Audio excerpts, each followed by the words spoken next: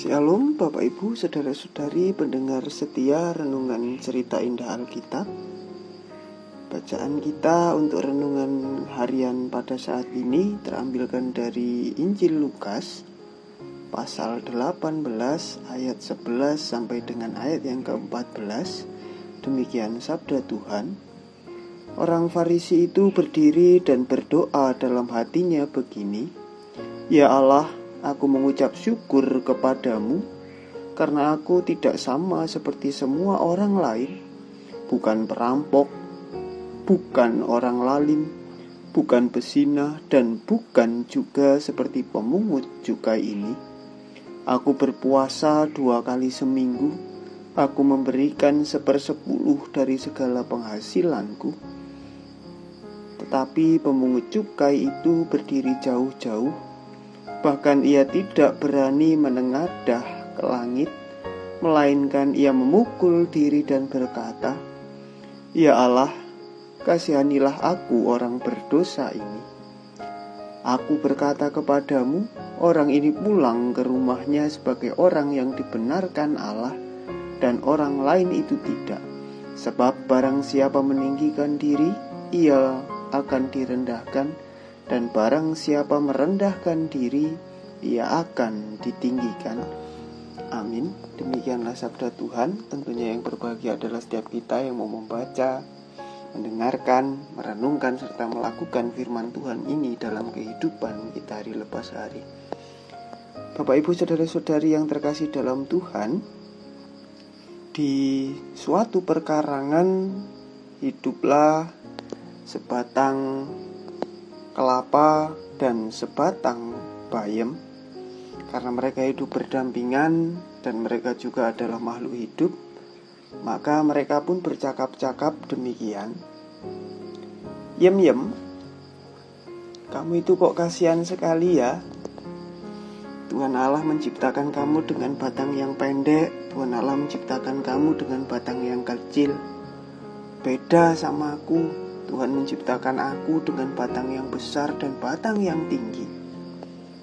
Lalu bayem pun menjawab, Allah, kela. Coba kamu bayangkan, kamu diciptakan dengan batang yang besar dan batang yang tinggi, tetapi orang-orang yang mau memetik buahmu itu orangnya serem-serem. Mereka selalu bawa senjata tajam, ada yang bawa golok, ada yang bawa arit. Orang yang bawa golok tentu akan membacoi batangmu, dan mereka akan melukai batangmu karena mereka mau membuat tataran agar memudahkan mereka untuk mencapai puncak dari batangmu. Setelah itu mereka akan menginjak-injak batangmu dan mereka akan menginjak-injak dahanmu. Setelah itu kamu masih harus merasakan yang namanya dijatuhkan dari ketinggian, sehingga buahmu itu ketika jatuh bunyinya bakbuk karena dijatuhkan dari ketinggian. Setelah itu kamu tidak cukup hanya dijatuhkan, tetapi kamu harus masih merasakan yang namanya diselumbat. Setelah diselumbat kamu harus merasakan yang namanya dipacai atau dibuangi batok kelapamu. Kalau nggak dipacai ya biasanya dikepruk terus dicukiti. Setelah itu kamu harus merasakan lagi yang namanya diparut. Setelah diparut kamu masih merasakan yang namanya diremes-remes, diremet-remet untuk mengambil santanmu. Coba kamu bayangkan, orang yang mau memetik aku, bayem, orangnya mesti putih-putih, cantik-cantik. Setelah aku dipetik, aku dimandikan. Setelah aku dimandikan, baru aku dimasukkan ke dalam sebuah wadah yang sama dengan santanmu, dan jadilah kita bubur bayem. Bapak Ibu Saudara-saudari yang terkasih dalam Tuhan, pada minggu-minggu ini kita memasuki minggu Advent yang pertama. Tentu sudah kita tahu bersama bahwa minggu Advent adalah minggu-minggu penantian kita akan kelahiran Juru Selamat kita dalam peristiwa Natal. Tetapi dalam rangka itu juga kita menyongsong kedatangan Tuhan Yesus yang kedua kali. Nah, bacaan kita pada hari ini mengingatkan kita bahwa dalam masa-masa penghayatan kita akan penantian kita untuk kedatangan Yesus, maka kita dituntut untuk merenungkan sebuah tema, yaitu menantikan juru selamat dengan penuh kerendahan diri. Kerendahan diri yang dimaksudkan di sini bukan berarti untuk kita minder-minderan terhadap apa yang ditanggung jawabkan kepada kita dan apa yang ditugaskan kepada kita. Tetapi kerendahan diri yang dimaksud di sini adalah wujud introspeksi kita terhadap diri kita untuk kehidupan kita kepada Tuhan ataupun untuk kehidupan kita kepada sesama kita.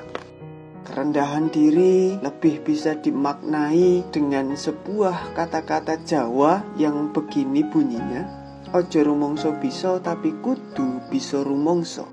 Nah, dalam cerita kita tadi, bayam dan kelapa, sudah kita tahu bersama bahwa kelapa yang tadinya begitu meninggikan diri justru ketika dimasak bareng bayam justru jadi bobor bayam, bukan bobor kelapa. Begitu juga dengan cerita kita dalam bacaan kita, yaitu perumpamaan tentang orang Farisi dan pemungut cukai.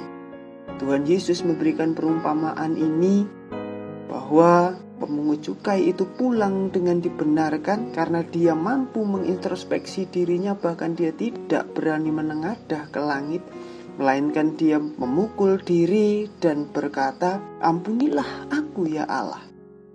Nah, Bapak Ibu saudara-saudari yang terkasih, melalui renungan ini juga kita diingatkan bahwa apapun jabatan kita, apapun pekerjaan kita, mari bersama-sama kita belajar untuk tetap merendahkan diri kita. Terlebih khusus di masa-masa penantian ini, kita bersama-sama diingatkan bahwa dalam menantikan juru selamat, kita harus bersama-sama meneladan sikap bahwa kita harus merendahkan diri kita, baik di hadapan Tuhan maupun di hadapan sesama kita. Kiranya Tuhan memberkati kita semua dan memampukan kita semua untuk hidup dalam kerendahan, agar ketika Tuhan datang ke dunia ini, kita didapatinya benar-benar sudah siap untuk mengikut Tuhan sampai selama-lamanya. Amin.